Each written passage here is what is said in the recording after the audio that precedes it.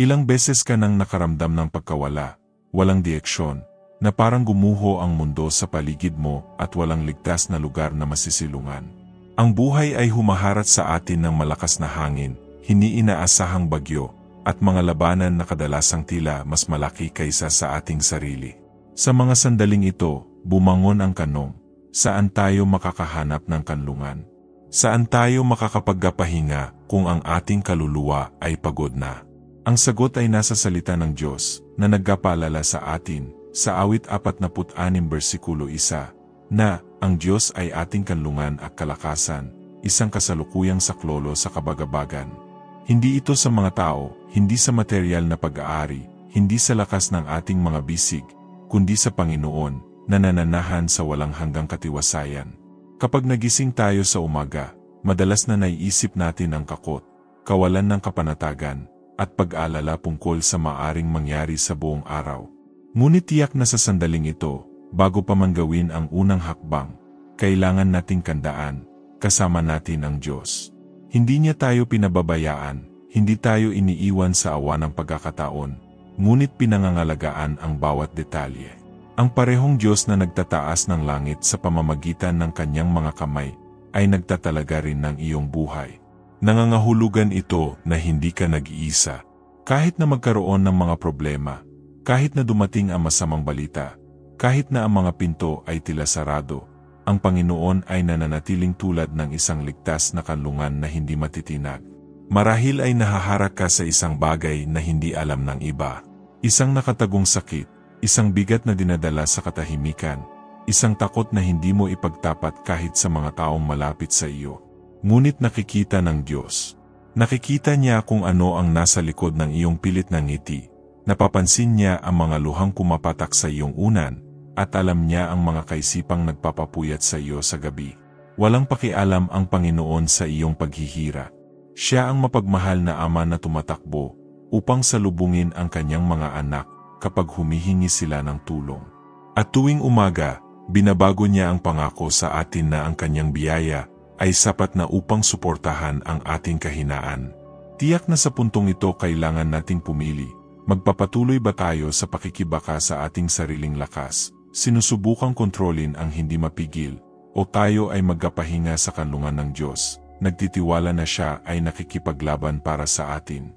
Ang kanlungan ng Panginoon ay hindi lamang isang lugar ng pahinga, kundi pati na rin ng lakas. Kapag niluhod mo ang iyong mga puhod sa panalangin, kapag isinuko mo sa Kanya ang hindi mo malutas, isang bagay ang mangyayari sa loob mo. Isang kapayapaan na higit sa lahat ng pangunawa ay nagsisimulang bumaha sa iyong puso. Isang kapayapaan na hindi nakasalalay sa mga pangyayari, ngunit sa presensya ng Diyos. Kaya ngayong umaga, huwag na lang bumangon para sa isa pang ordinaryong araw. Bumangon ka na alalahanin na may isang ligtas na kanlungan na inihanda para sa iyo.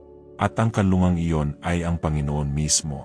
Sa Kanya ay walang kawalang tatag, walang takot na naggitiis, walang dalamhati na namamayani. Siya ang matibay na bato sa gitna ng magulong tubig, ang kanlungan sa gitna ng bagyo, ang liwanag na bumabagsak sa pinakamalalim na kadiliman. Maghiwala, dahil ang Diyos na nagpoprotekta sa iyo ay mas dakila kaysa sa anumang sumusubok na yugyog sa iyo.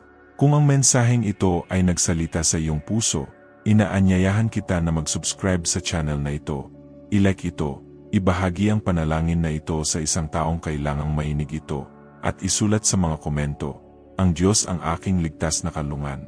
Sa ganitong paraan, ipinapahayag mo ang iyong pananampalataya, at pinalalakas ang iyong pagtitiwala sa Panginoon. Ngunit marahil ay iniisip mo, kung tunay na ipinaglalaban ako ng Diyos kapag nananalangin ako, bakit napakaraming laban pa rin ang kinakaharap ko? Bakit parang hindi nagbabago ang mga bagay ng kasing bilis ng inaasahan ko? Ito ang isa sa pinakamalaking kanong na bumangon kapag yumuko tayo at sumisigaw ng buong kaluluwa. Ang katotohanan ay, madalas ay hindi agad naalis ng panalangin ang pakikibaka, ngunit ito ay nagpapalakas sa atin upang malampasan ito. Habang ikaw ay nananalangin, ang Panginoon ay gumagawa hindi lamang sa paligid mo, kundi maging sa loob mo. Hinuhubog niya ang iyong puso, pinalalakas ang iyong pananampalataya, at inihahanda ka para sa mga tagumpay na hindi mo pa nakikita. Ito ay tulad ng isang buto na nakabaon sa lupa. Wala kang nakikitang nangyayari, ngunit may makapangyarihang tumutubo ng kahimik. At tiyak na sa katahimikang ito marami ang sumuko.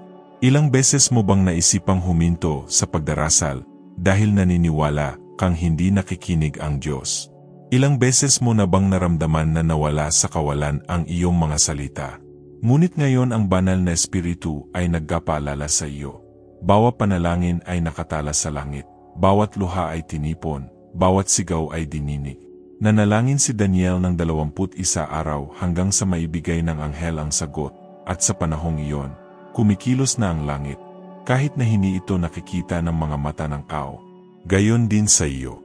Habang ikaw ay nananalangin, ang Diyos ay nakikipaglaban na sa mga di nakikitang kaaway, binubuksan ang mga pintong tila nakalok at binabawi ang mga plano ng kaaway na hindi mo maisi.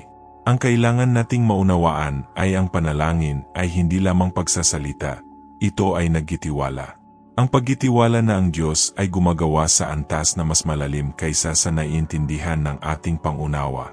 Marahil ay may hinihiling ka ngayon, at ang Diyos, sa halip na ibigay ito kaagad, ay nagpapalakas muna sa iyo upang pasanin ang bigat ng biyayang darating.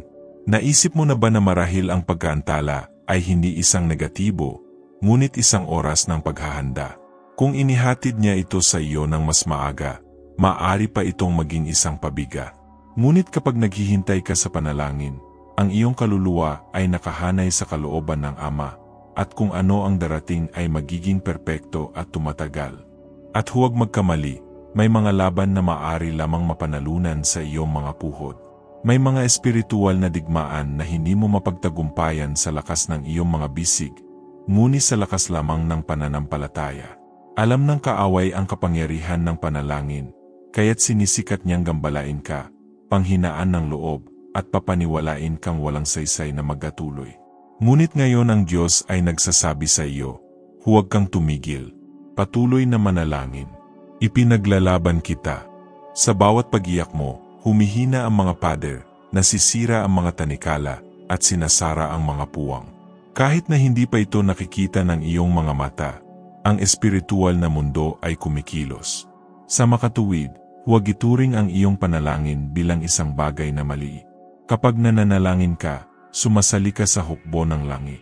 Maaring nag-isa ka sa iyong silid, nakaluhod, lumuluha, ngunit sa espiritual ay napapaligiran ka ng mga anghel ng Panginoon. Maaari kang tahimik sa harap ng Diyos, ngunit sa hindi nakikita, may sigaw na umaalingaw-ngaw na parang kulog laban sa kadiliman. Ang iyong panalangin ay higit na makapangyarihan kaysa sa anumang sandata, dahil pinapagana nito ang kamay ng Diyos para sa iyo. At ngayon sinasabi ko sa iyo ng buong pananampalataya, walang bagay na isang nawawalang panalangin. Kung matagal ka nang nagdarasal at wala ka pang nakikitang kasagutan, alamin na ang langit ay gumalaw na mula pa noong unang salita. Patuloy ang pakikibaka, ngunit hindi ka nag-iisa. Ang Diyos ng mga hukbo mismo ang lumalaban para sa iyo. Ang paanyaya ko ay manatili kayong kasama ko hanggang sa susunod na sandali ng panalangin ito, dahil sama-sama nating ipahahayag ang tagumpay ng Panginoon sa mga tila imposibleng labanan. Ihanda mo ang iyong sarili, dahil kung ano ang ilalabas ng Diyos sa iyong buhay ay magbabago sa iyong kwento. Kung nakausak ka ng mensaheng ito, huwag kalimutang mag-subscribe sa channel, i-like ito, at ibahagi ang panalangin ito sa isang taong nangangailangan ng lakas ngayon. Natigil ka na ba sa pag-iisip kung ilang laban na ang napanalunan sa iyong buhay nang hindi mo alam na nasa panganib ka?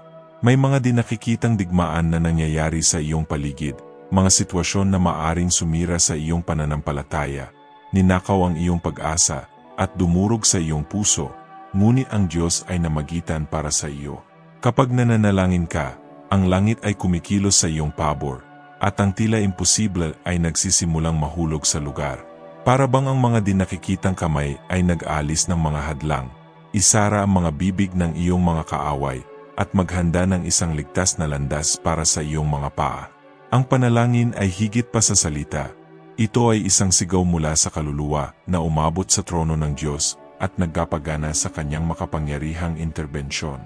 Sa Biblia, malinaw nating nakikita na hindi lakas ng tao ang nananalo sa mga laban, kundi ang presensya ng Diyos.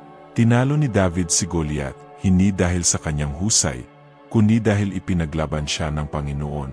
Ang mga tao ng Israel ay tumawid sa dagat na pula hindi dahil sila ay may kapangyarihan, ngunit dahil hinati ng Diyos ang kubig sa harap nila.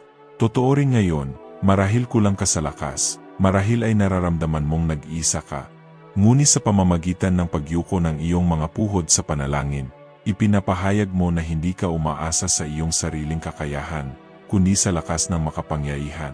Sa sandaling ito na ang Diyos ay pumasok sa eksena at binabago ang iyong kwento.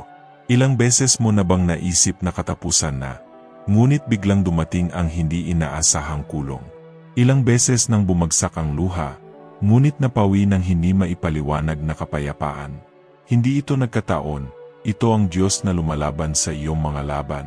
Siya ay nagpapadala ng pagpapalaya, nagbubukas ng mga pinto, nagbabago ng mga puso, nagpapatahimik sa mga bagyo, at nagpapalakas sa iyong kaluluwa kapag ang lahat ng bagay sa paligid mo ay tila gustong ibagsak ka. Hindi ka nag-iisa, hindi ka naging. Ang parehong Diyos na kasama ni Daniel sa yungib ng leon, nakasama ni Pablo sa bilangguan, at kasama ni Jesus sa Getsemani, ay ang Diyos na ngayon ay nangangalaga sa iyo. Kaya ngayon, isuko mo ang iyong mga pakikibaka sa Kanya. Ipikit mo ang iyong mga mata, huminga ng malalim, at ipahayag na may pananampalataya. Panginoon, nagtitiwala ako sa iyo. Alam kong habang nananalangin ako, ipinaglalaban mo ako. Alam kong hindi ko kailangang pasanin ng mag-isa ang mga pasanin sa buhay, dahil ikaw ang aking lakas, kanlungan, at aking tagumpay. Kapag ipinagdarasal mo ang panalangin ito, ang imposible ay nagiging posible, at ang kapayapaan na higit sa lahat ng pangunawa ay bumaha sa iyong puso. Ang Diyos ay gumagawa na sa iyong buhay, bago mo pa man makita ang mga resulta. Kaya, gawin ang iyong araw ng may kumpiyansa. Maglakad na alam na may makalangit na hukbo na nakapaligid sa iyo, na nagbabantay sa iyong bawat hakbang. Maaring bumangon ang kalaban, ngunit babagsak siya, dahil mas dakila ang Diyos na lumalaban para sa iyo. Ngayon ang araw para mamuhay ng may panibagong pananampalataya, matatag na pag-asa, at katiyakan na nasa ilalim ka ng proteksyon ng kataas-taasan. Hindi nabigo ang Diyos, at itinakda na niya ang tagumpay sa iyong buhay.